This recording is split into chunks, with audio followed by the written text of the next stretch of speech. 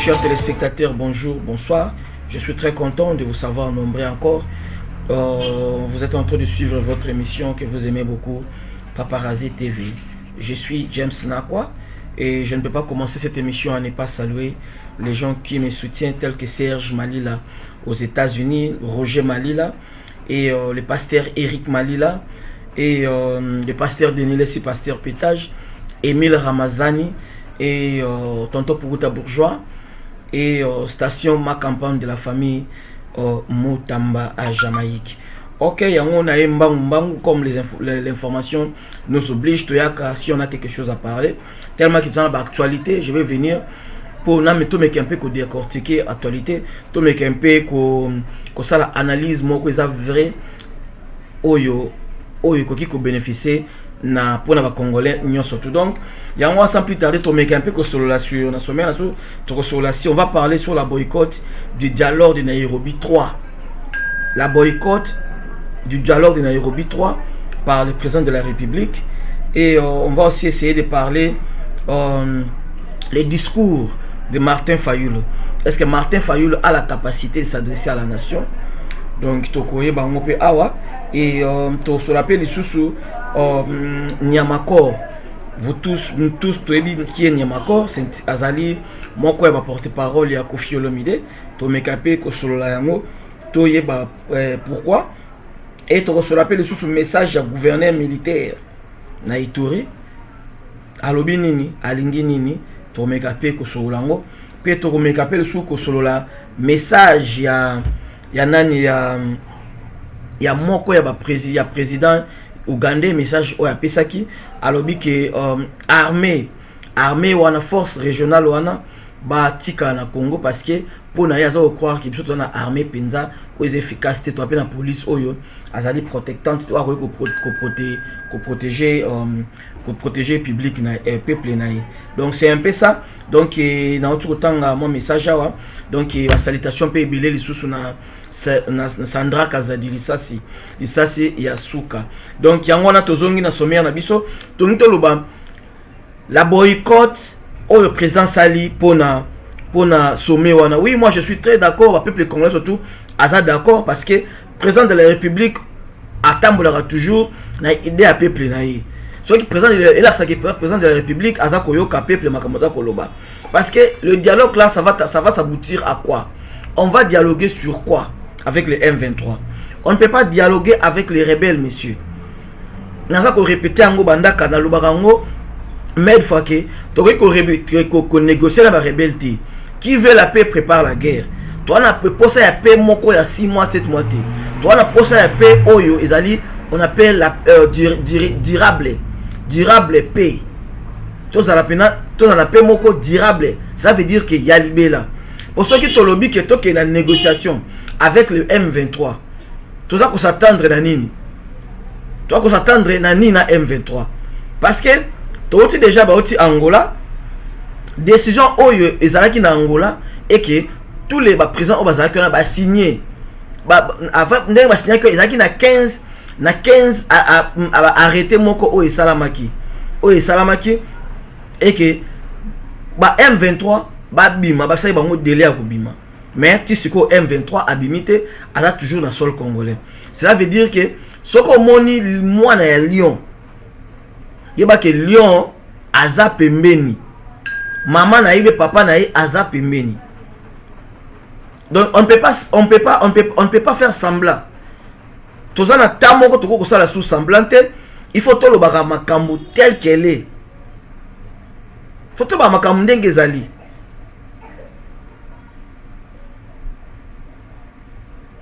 Il faut tout le bakamakambou ndenge ezali. Donc cela veut dire que la communauté internationale n'a Kagame. Tout le monde que Kagame a quitté. Cela veut dire que la communauté internationale va toujours entêter, va battre na sima. Parce que va toujours na posa que Ituri et Kweya. Pour ça va yango wana. Ce qui Ituri baya, ce qui Ituri et Kweya et puis ba ke ba kota directement na Goma. Pour ba kanga Goma. Et après au kanga Goma. Biso mutoko perdre. C'est pourquoi nous avons interpellé le peuple congolais. Tous ont mobilisé le président de la République alobaki ke tozala mobiliser, donc faut totikala toujours mobiliser. Soki bango bazawana force la bango ezali mais biso tozala kaka yeba ndana za pembeni na yo parce que toujours risquer que le lotolobi mboka na biso ezala balkanisé.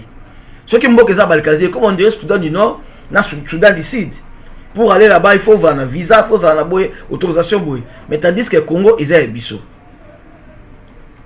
Donc yango wana président de la République asalaki choix moko ezalaki bien. C'est un patriote congolais. Ayebi nini oeza ba congolais. Oeza bien pour Nabiso. Mais il y avait quand même quelqu'un qui nous avait présenté le professeur le professeur Chibango. Oyo a présenté qui biso na Nairobi na sommet wana. Et ça a occupé dans moi 200 et quelques groupes au bazalaki wana. Pour na koluka ndenge nini tozwa solution. Mais tout ça, tu as solution à bangote, babi maintenant liboso, na mboka na biso. Donc il faut tout tel ma peuple congolais, tout s'enrôler dans l'armée, biso surtout tout côté armée pour na kubunda, pour na kozana sima ya FARDC. Pour être mboka na biso ekende, parce que surtout lali mboka na biso ekende. Ce qui mboka na biso ekei ezama bi makasi. Donc yango wanande oh naningi na ngaki te to so le président de la République a beta qui c'était alobi boyeke il tient toujours à la position jusqu'à ce que le Rwanda prenne conscience. Le président de la République M. Félix Antoine Tshisekedi prenne toujours à la position jusqu'à ce que le Rwanda dégage dans notre sol congolais, jusqu'à ce que le Rwanda base conscience. Cela veut dire que Paul Kagame azonga bazonga na point de repère. Donc yango wana donc quand il tozo sur bamaka Congo, il faut tolo bango na sérieuxité nyo surtout. Parce que surtout na Congo wana, to na Congo mususu te. Misa ezate na mboka na biso. So to tikeli bango ba koti bazui ba est, to yebi ba minerai mingi fanda na est. Et ça, le mécanisme nini au Rwanda bakoko koma premier producteur il y a coltan. Et ça, le mécanisme nini bango ba produisaka coltan te. Et ça, le mécanisme nini bango ba komeliango muyibi balingi ke mboka na biso na toujours na guerre pour bango ba yibaka toujours biloko na biso. Tu sais quoi le conseil à sécurité ezoloba eloko moko te. Et ça, le côté sur Congo. Les gens meurent, mais le côté donc Congo est allé bangoté. Malgré la diplomatie américaine, bazo condamné ango. Mais United Nations, bazo est le côté, bazo condamné ango té. Donc bazo sala ango, bazo sala attention té. Cela veut dire que ils ont battu, ils ont pays au bazan na simanango. Totalement image oyo. Il y a sommet en mondé les kanaki comme ça toyoka maloba présent lobaki président de la République na biso ya biso a lobaki et bon soto zongi et bon moto continuer dans l'analyse na biso. Regardons. La troisième session des consultations intercongolaises s'appuie sur l'élan acquis par les deux précédentes tables rondes de consultation dans le but d'améliorer l'inclusivité et d'élargir l'espace visant à la réalisation d'une paix durable en RDC. C'est dans cet ordre que je souhaite vous demander d'aborder les échanges avec un esprit ouvert, flexible et fraternel. Travaillez en ayant à l'esprit que personne d'autre ne viendra bâtir la paix chez vous en RDC. Travaillez sachant que le même Satan qui vous incite à vous entre-déchirer, au lieu de gérer ensemble son beau gâteau que le bon Dieu vous a offert comme des frères, ne se réservera pas à vous apporter des ennuis en vous amenant des rapaces qui ne viendront que pour vous piller. Je vais vous donner une anecdote. Imaginez-vous deux enfants qui échouent à se partager une orange. Quand ils échouent, ils appellent quelqu'un d'autre, mais lui aussi qui voudrait en prendre une partie. vous leur demandez de partager cette orange. Et vous ne voulez pas qu'il la mange. Ce qu'il va faire, en cherchant à partager, il va presser jusqu'à ce que le jus tombe sur terre et vous allez avoir une orange, sans jus. C'est pour cela que je voudrais vous conseiller, vous-même les Congolais, de chercher des solutions d'ensemble pour votre nation. Et ne laissez pas derrière personne. Parce que si vous le laissez, c'est lui-même qui vous sera une épine dans l'avenir. C'est pour cela que c'est mieux de parler franchement de votre problème et de le résoudre entre vous-mêmes. Je vous demande d'aborder les délibérations avec un esprit. Et oui, merci à tout le monde. Merci Nabino surtout. Merci à Déborah Nakwa. Merci Nabino surtout pour s'abonner à la chaîne Nabino. Et voilà, tu as l'image il y a président de la République. Intervention au Asalaki sur vidéoconférence. Il y a maintenir toujours le programme. Donc, tout ça, il y a négocier parce qu'on ne peut pas, quand on a une négociation, tout quand on a une négociation. Donc, le président de la République, Azalaki, vraiment clair, il y a non, donc on ne peut pas négocier avec eux. Tu négocier la banque, parce que si on négocie la banque, tu vas savoir, boutique à guerre, à boire beaucoup, tu as une armée. Moi, quand je suis comme une dingue, on est comme ma makasi.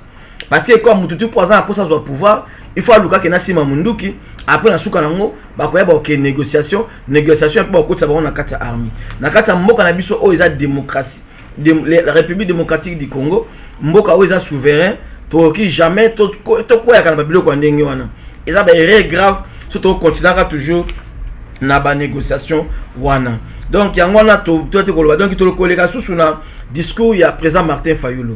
Est-ce que Martin Fayulu a un mandat, a la capacité à s'adresser na peuple Congo, à la nation? Est-ce qu'il a un mandat? Oui, pour nous appeler un mandat. Mandat est mais pas comme président de la République. N'est-ce pas beta hymne national ezako beta. D'ailleurs, Martin Fayulu, c'est un député. Un député oyo akendaka parlementaire. Un député oyo faki normalement se représenter dans le parlement, mais pour na makambo ya ko voter ka loi mais akendaka a se représenter. Donc akoki ko s'adresser na peuple mais hymne national les obetate parce que tout ça na mboka moko ezala na mokonzi moko oyazali Félix Antoine Tshisekedi. Mais cela ne veut pas dire que avant la droit wana te ya ko pesa moko pour sensibiliser peuple congolais. Donc na discours na ye apesaki alobi ke azosala kaka donc ils n'a pas na robengango réveil patriotique. Alors ça discours moko ya réveil patriotique ya ko réveiller peuple congolais déjà Félix Antoine Tshisekedi a salaki yango déjà les 5 mois ou tout koleka. Donc azongali kaka na eloko moko wana donc ils a bien comme déjà kolanda frère na ye pona bazala sika moko bazala baloba liloba moko. C'est quelque chose de bien parce que nangonga oyo mboka na biso ezali na guerre. Tu ko linga te que tous à la partager parce que toi na partager monguna akulonga.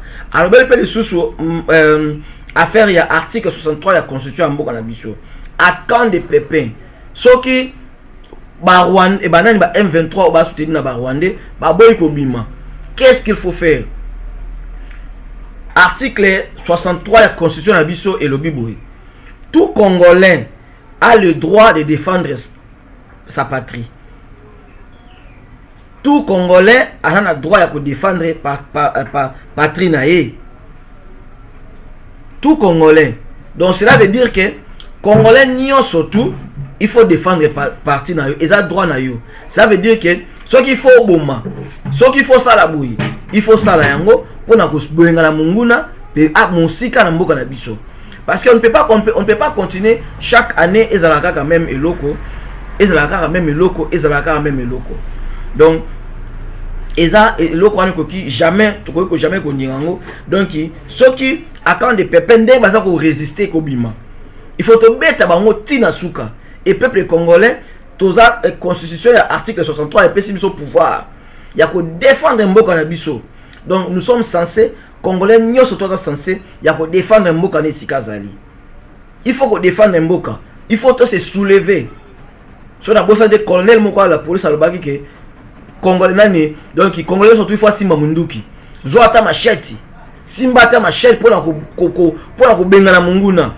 Donc tout le monde comme na point oyo que ndenge baza ko résister, il faut biso tout Congolais fa telema. Tout article 63 ya constitution et puis c'est biso ndingisa. Et puis c'est biso mandat. Donc yango wana donc Martin Fayulu a sali lo comme bête mais a réveillé la conscience ba Congolais lisusu. A région de Kaka Ndekone Félix na discours oyo a salaki les 5 ya mois oyo totai kolika.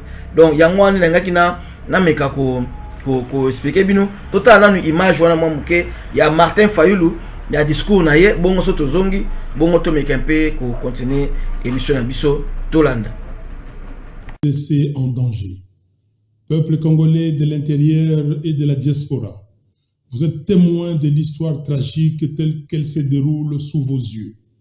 Monsieur Kagame s'emploie par tous les moyens à concrétiser son ambition de balkaniser notre pays. En effet, les communiqués signés lors du mini-sommet de Luanda et les propos tenus ce lundi 28 novembre à Nairobi par le président burundais constituent des preuves de la capitulation de la RDC. Les engagements pris à Luanda permettent aux Rwandais du M23, d'une part, de se replier sur nos villages situés au pied du mont Sabinyo, dans le parc national de Virunga, et d'autre part, aux troupes de l'Ouganda, du Rwanda, du Burundi et du Kenya, de s'installer dans les zones jadis occupées par les M23 sous le label de forces de la communauté d'Afrique de l'Est. Cela veut tout simplement dire que nous allons désormais perdre notre souveraineté sur l'ensemble du territoire de Rutshuru, sur une partie de Nyiragongo et sur une partie de Massissi. C'est inacceptable. Congolaises et Congolais, en marge de la dernière Assemblée générale des Nations Unies, le secrétaire général de cette organisation avait soutenu que le M23 possédait des armements plus perfectionnés que ceux de la MONUSCO et que ces équipements militaires venaient de quelque part et non de la forêt. Nous avons bien compris qu'il ne voulait pas nommer le Rwanda. Entre-temps, le dernier rapport des experts des Nations Unies, qui a clairement désigné le Rwanda comme agresseur, n'est toujours pas soumis à l'examen du Conseil de sécurité. Pourtant, l'agression de la RDC par le Rwanda et l'Ouganda est un problème sérieux que les Nations Unies, l'Union africaine et tous les partenaires de la RDC épris de paix et de justice devraient traiter avec diligence pour arrêter les velléités hégémoniques de M. Kagame et mettre fin aux souffrances énormes qu'endurent les populations congolaises affectées directement par cette guerre injuste. Voilà pourquoi je demande spécialement aux pays membres du Conseil de sécurité des Nations Unies de se rappeler de plus de 10 millions de morts congolais depuis 1993, de 6 millions de déplacés internes, de 27 millions de Congolais qui ont besoin d'une assistance humanitaire et de 5 millions d'enfants de moins de 5 ans qui souffrent de la malnutrition. Votre conscience et votre humanité doivent être interpellées. Quant à nous, Congolais, nous avons le devoir, conformément à l'article 63 de notre Constitution, de défendre l'intégrité territoriale de notre pays et donc de refuser qu'une portion de notre territoire national soit sous contrôle des forces étrangères de la communauté d'Afrique de l'Est. Car aucun centimètre carré de notre territoire ne peut échapper à notre contrôle et notre sécurité ne peut être sous-traitée à quelques milliers de militaires kenyans, burundais et ougandais sous la supervision du renseignement militaire rwandais. Et oui, merci Tozongi. Wana image botaye kotala la complicité ya réalisateur Nabiso. Botaye kotala image wana ya nini ya Martin Fayulu discours ne apesa ki s'adressa ki na la nation. To moni discours wana to kinenga alobi que ba point o ya tenir o selon président Nenge ya nani ya Lobaki. Donc à Lobaki que balobi que tous en armé té. Donc toi na armé té, toi pe na police sérieux té. Donc il faut tous en armé, tous en la peine la police sérieux. Donc yangona nazo féliciter le sous chef de l'état na initiative ya kokoti saka ba jeune so basilisi classe mbala moko faut que nous formation militaire. Et ça bien pour mboka na biso ezalaka protéger.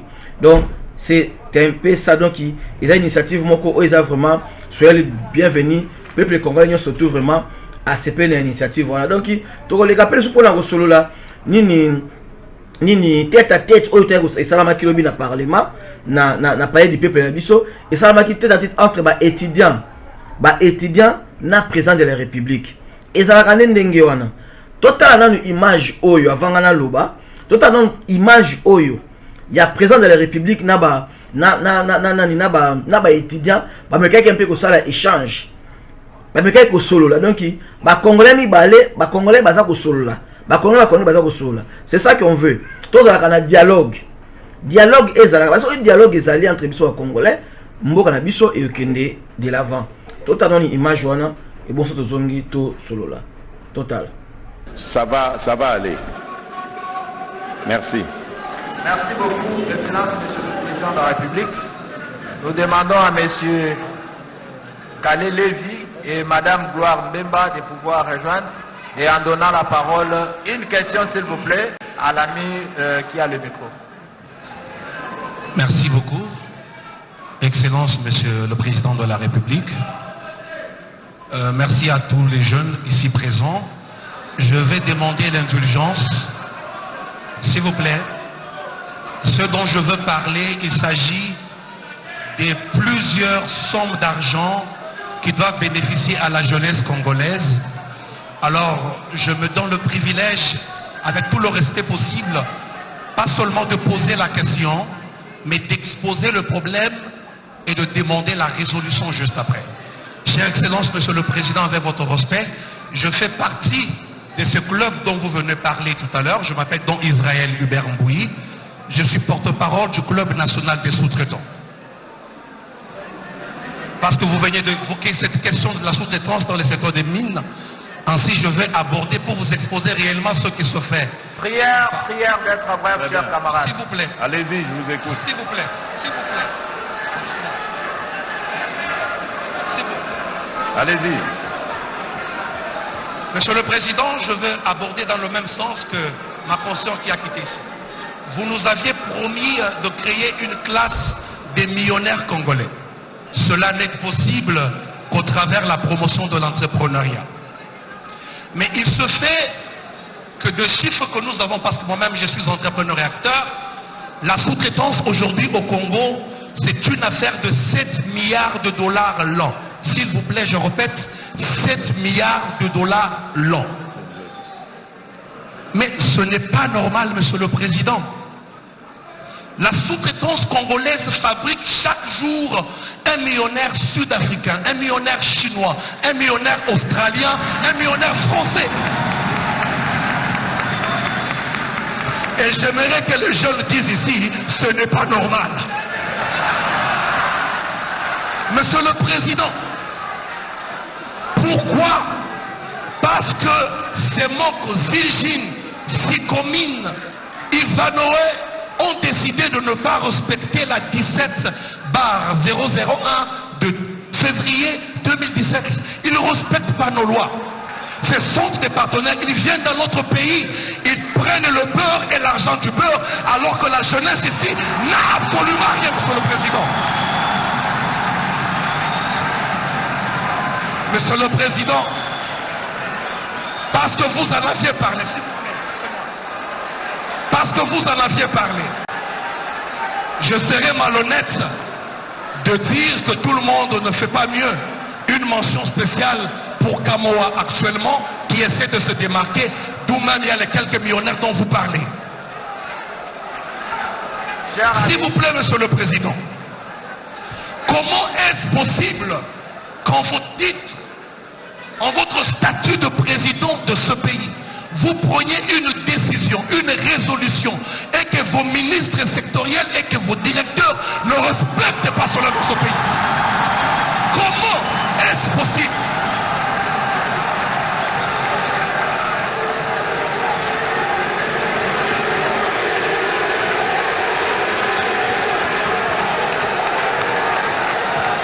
Oui, Monsieur le Président, je parle de la réunion du Conseil des ministres du 5 juin de cette même année.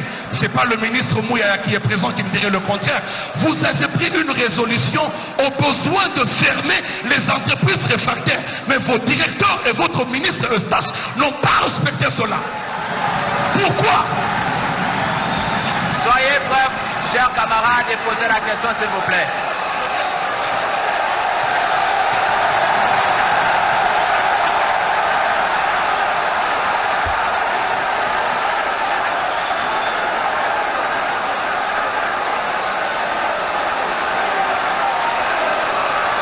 Monsieur le Président,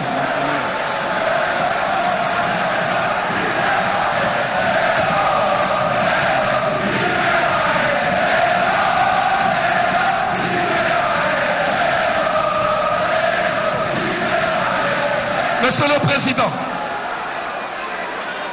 il est saugrenu, ubuesque, d'une étrangeté rocambolesque que vous nommiez un étranger à une direction comme l'ARSP. Quand je parle étranger, je ne parle pas d'un nom congolais.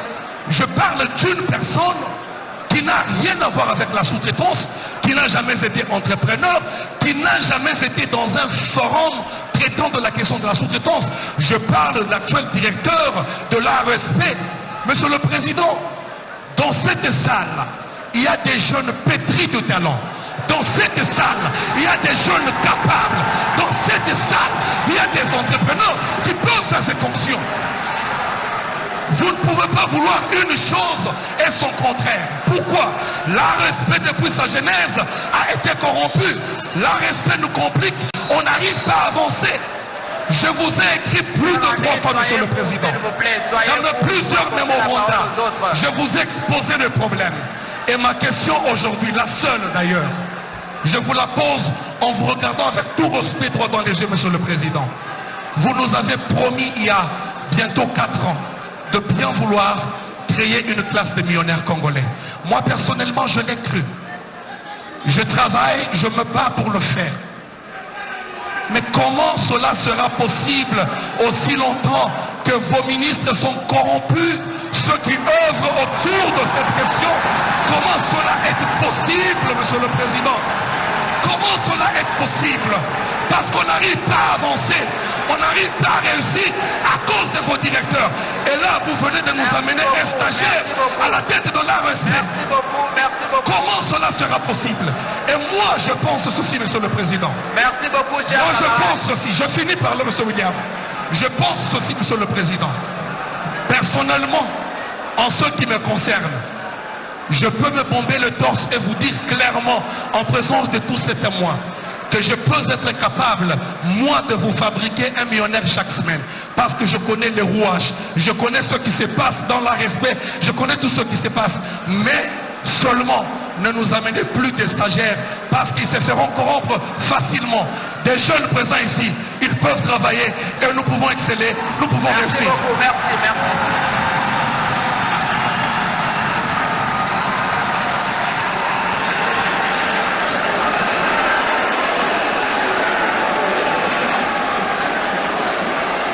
Merci beaucoup, chers jeunes. Gardez votre mal en patience. Et nous voulons s'il vous plaît, chers camarades jeunes, laissons à l'autorité, le président de la République, de pouvoir répondre à votre préoccupation. Excellence. Chers compatriotes, je vais commencer d'abord par vous paraphraser en disant, comme vous l'avez dit, non, ce n'est pas normal. Vous avez amplement raison. Mais vous oubliez une chose, c'est que les habitudes et les pratiques ont la dent dure.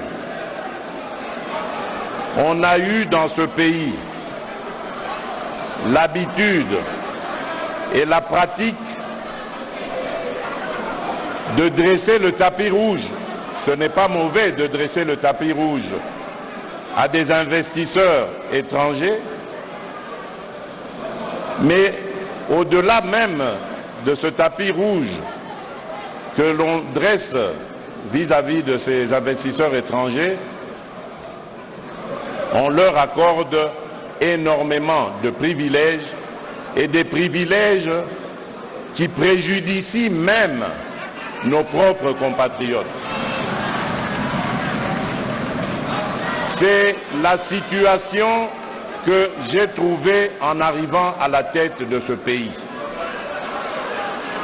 Et lorsque je vous dis que les habitudes et les pratiques ont la dent dure, c'est que depuis 2019, je me bats contre cette injustice et malheureusement je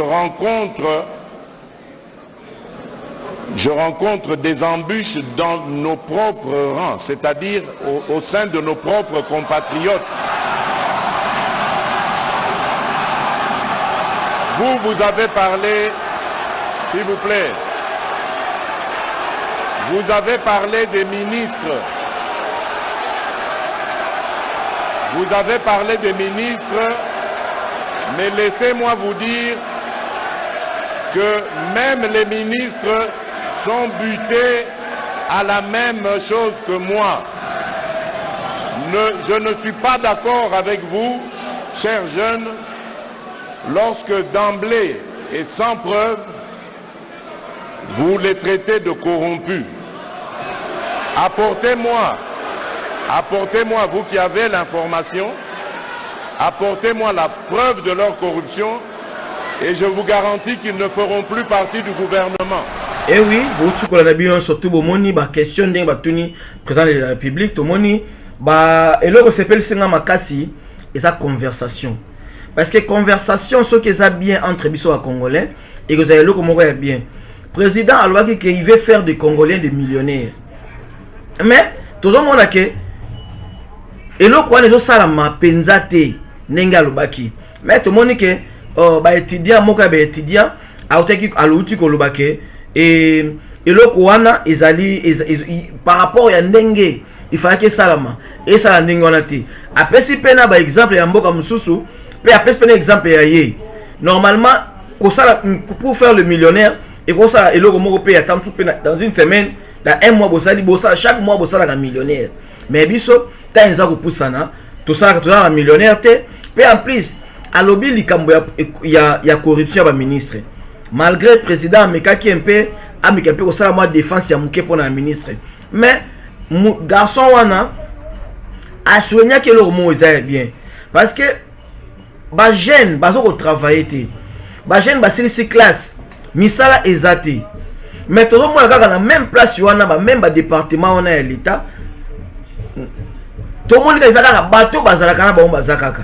C'est comme si tout le monde jeune tu peux sa chance là jeune mais ezala que loko moko ya théorie pratique et ça la marati to moni mboka na biso ndenge ezawana ezake to ebite misala ba lukaka ngo wapi juste ba kotsa ka CV wapi on ne sait pas ba musu bazawana ba yebi na bango loko moko ti na ke ko kotsa CV wapi ba ebite au mona donc le gouvernement il faut appeler ça atia opportunité na ba secteur nyo surtout opportunité dans certains privés ezala parce que certains privés ne créent comme ça mingi mais na opportunité pe na ni institution oza ya l'état parce que ce opportunité ezali misala ke mona na ba ko sala misala ba jeune ba ko sala mais opportunité ezati corruption eleki okoki ko na projet te bobi ke na moi projet na nga moko boye osali projet na yo ki okotisi yango oyebeta te ke na okotsa projet wana wapi bakoyamba nga ou bakoyamba nga ite bato ebele baza basisi ba classe ba beaucoup des universités baza na Congo na mais baza pe na ba projet na bango mais ayebite abanda wapi akosuka wapi Parce que pour mon attente sous président, c'est un problème. Tu es bien ok. Ils ont raté qu'il faut mon président. Mais il faut ça dans l'institution moko où ils allaient wana que oh bah on peut ça conflit, bah on peut ça considération na peuple.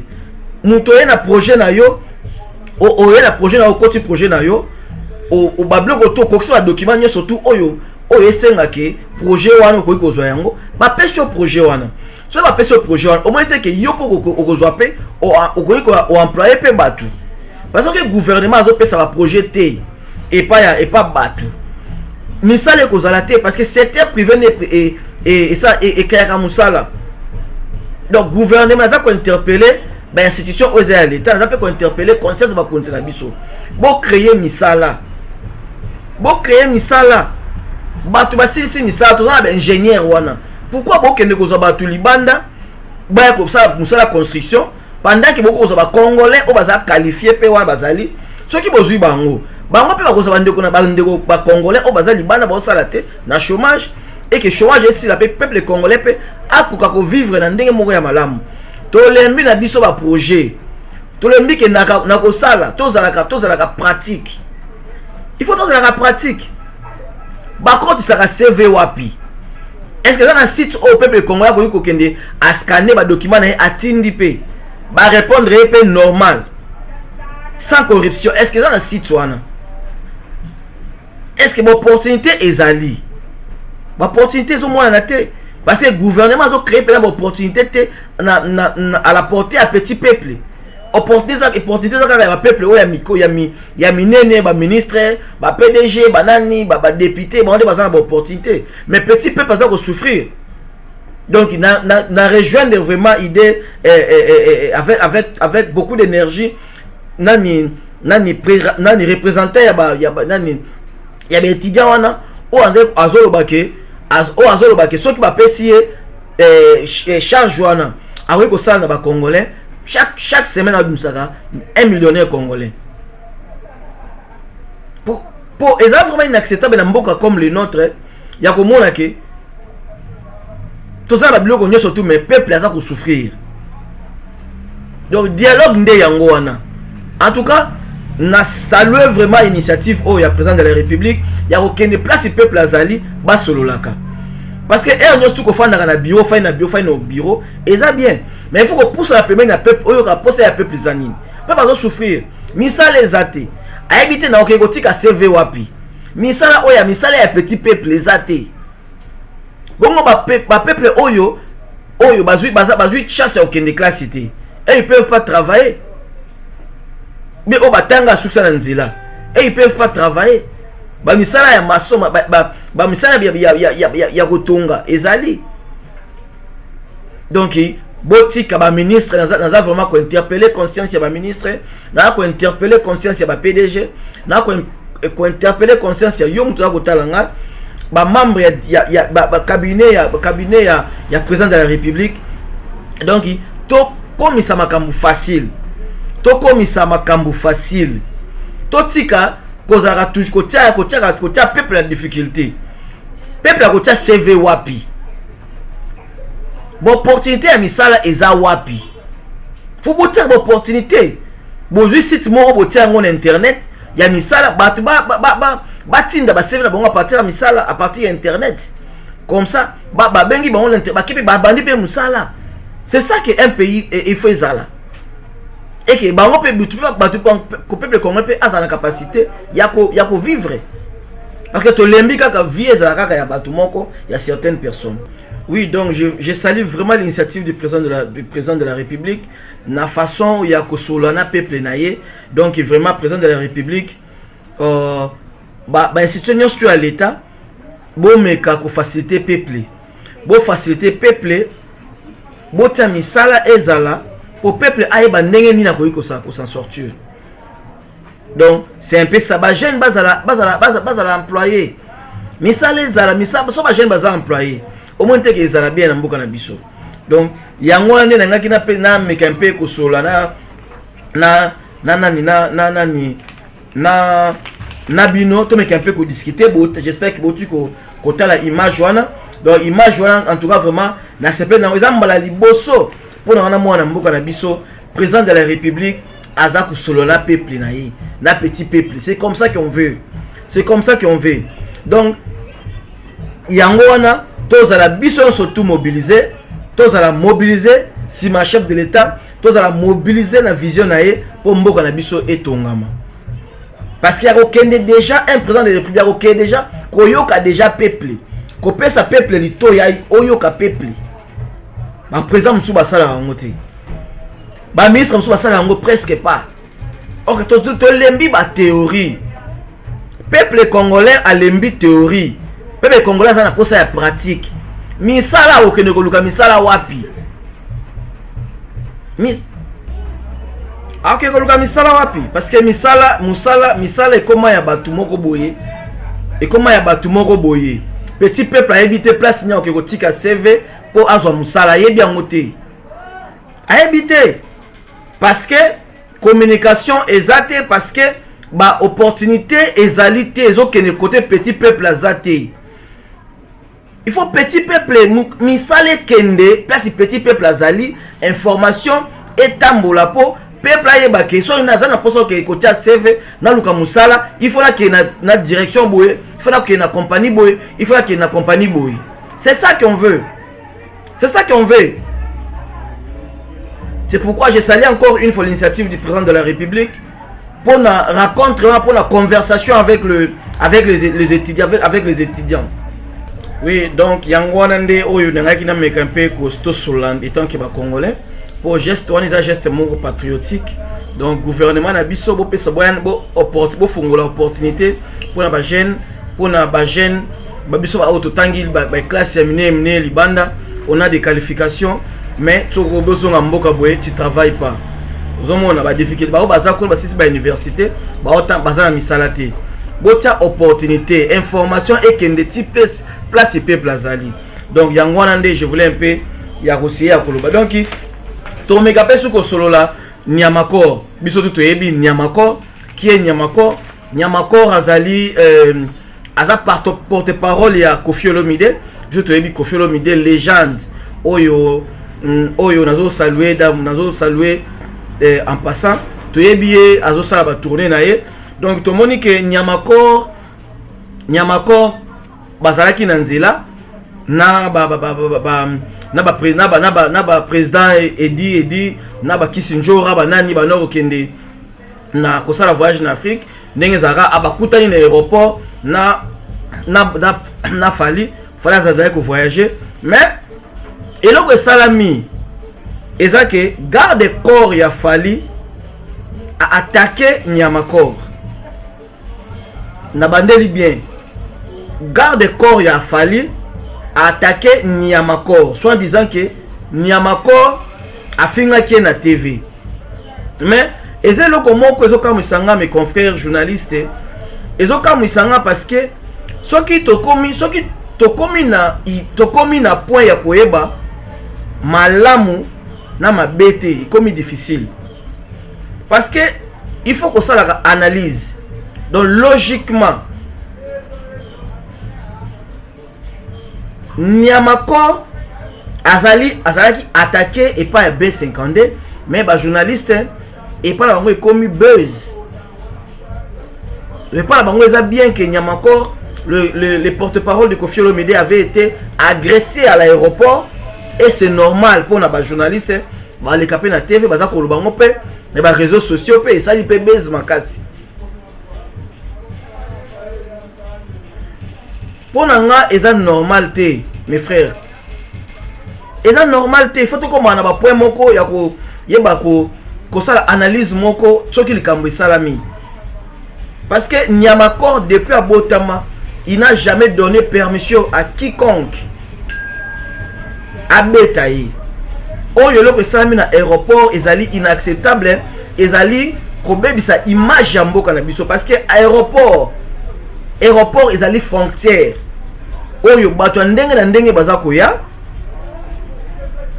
bazo kota na mboka musu baza kobima et que loko ndenge wana esalami na aéroport pe ezali normal et pas ba journaliste mususu eza normal et pour la bango ekomi information et pas la bango ekomi actualité.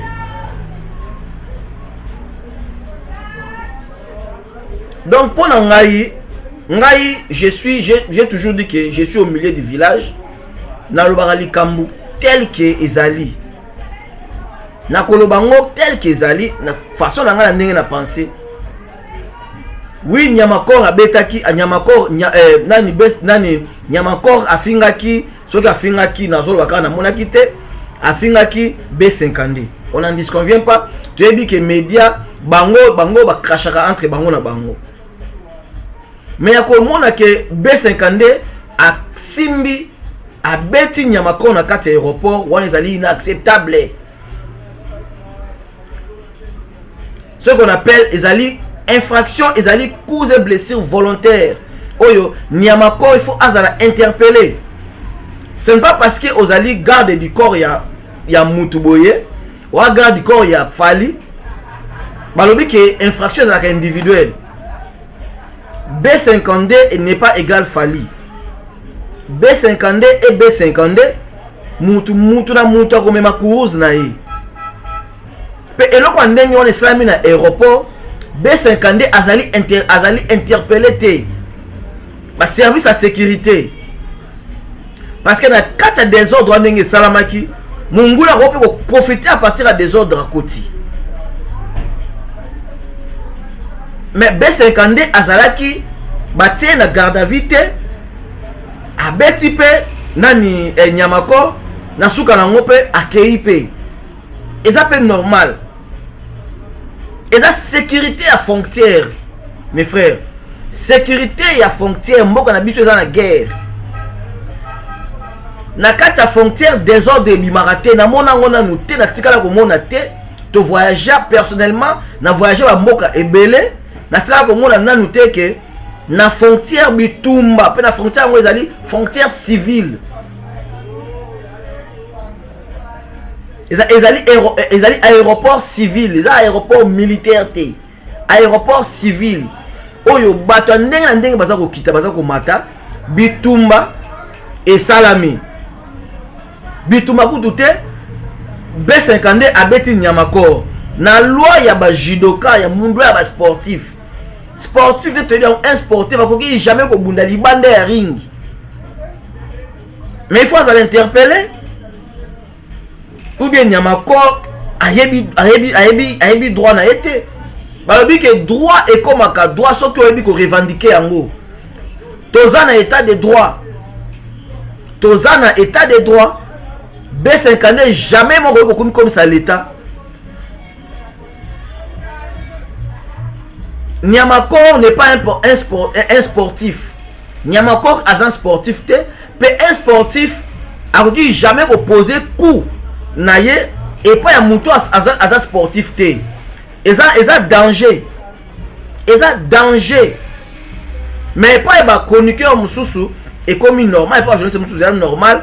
Donc parce que Nyamakor a fingaki B52 et ça normal. Et que yango wana B52 a joué à Bétier.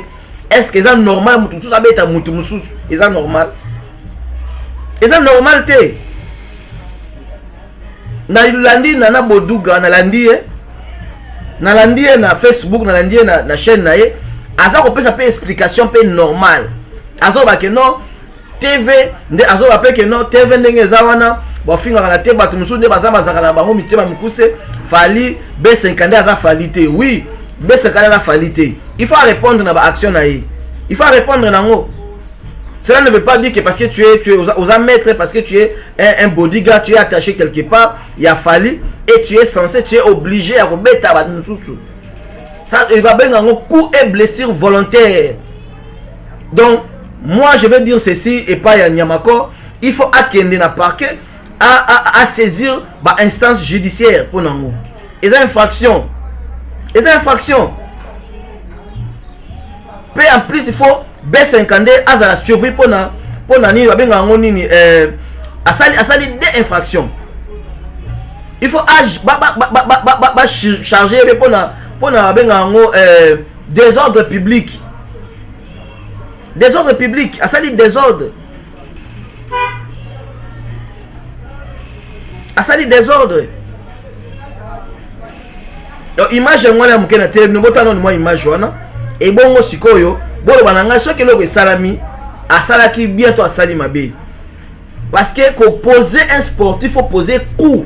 Na tolo ya muto azali sportif te. Et ça la réaction ko salama. Ata le lote plus tard ko sala. Il faut poser problème na mutema. B50 il faut répondre na makambo o ya sali. Ou bien muto atinda ki ezali fali. Parce que tout le monde na guerre ya wera so na jibe. Tout ça jamais ko yoka mettre ya wera ka beti nani abeti ta mususu Sankara. Tout ça ko mona ngote. Ba Blanchard Moussaka bazawa na ba loba ba campé mingi pa ba wera mais tout ça jamais ko mona ke non mettre moko ya jibe akenda beta soki bo mutu bo.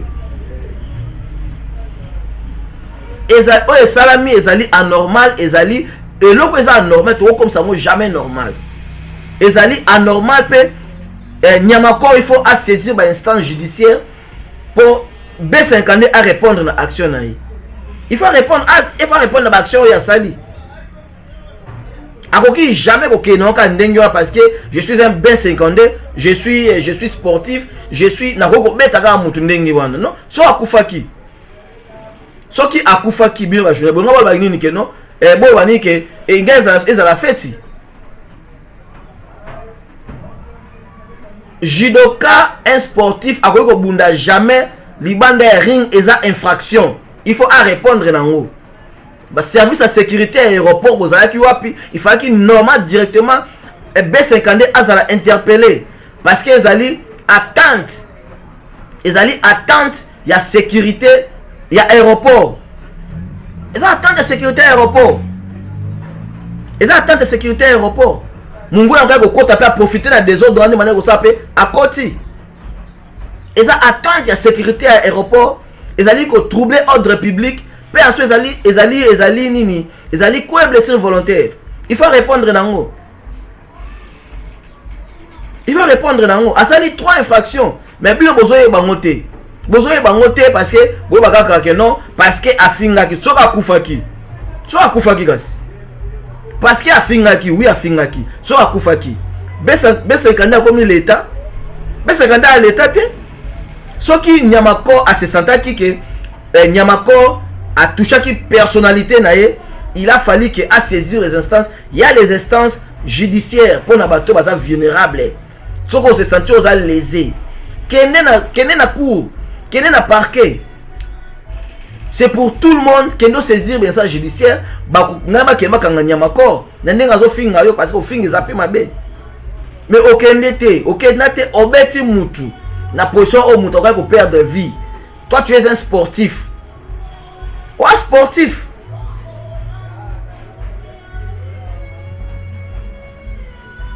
Donc image yango na tika bi ba image botala ndenge ba nini wana le kanaki. Donc yango à partir ya émission na biso ya nani na sujet na biso ya Niamako on est au mekampe ko clore émission na biso.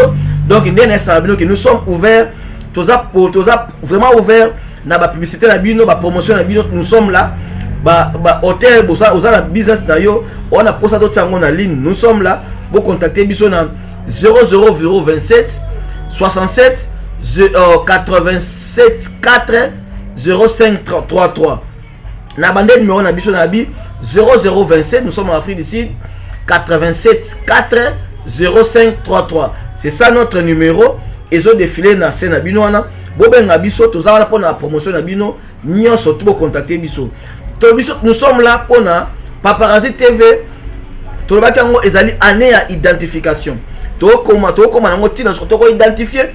Et là, tout est salama, c'est normal, il faut identifier ngo to talango ke eke ba konzi ba yoka makamoza koleka. Donc yango wana de na lobi émission na biso vraiment to komi na suka. Je salue encore une fois Dorcas na kwa ke wazanies nanga. En tout cas Dorcas na kwa je salue Kevin Malila et je salue aussi Mireille na kwa je salue Christian Malila na Londres wana. En tout cas nazo senga vraiment bo s'abonner massivement na kati ya chaîne nanga na chaîne oyo nde to bana na ko la bino ba information o eza vrai pe ezali vérifier vérifiable na source. Donc yango na tokute na ngana bino, tokute na bino mbarasima. Bye bye.